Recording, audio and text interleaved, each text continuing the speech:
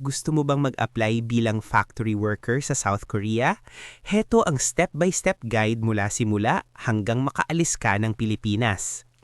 Unang hakbang, mag-antay ng official announcement ng DMW or Department of Migrant Workers para sa EPS registration.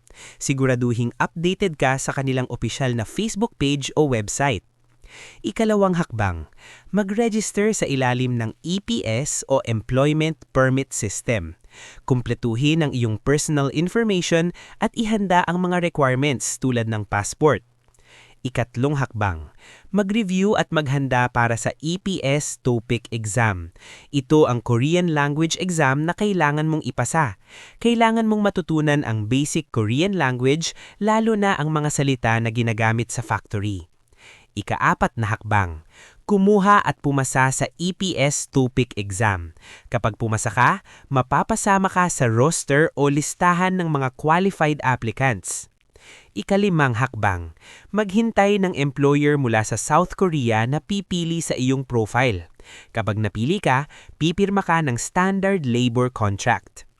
Ika-anim na hakbang, sumailalim sa medical examination at kumpletuhin ang mga dokumento na hinihingi ng DMW at Korean side.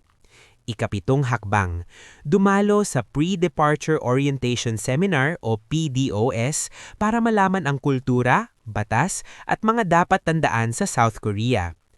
Huling hakbang, hintayin ang iyong visa release, ticket at flight schedule.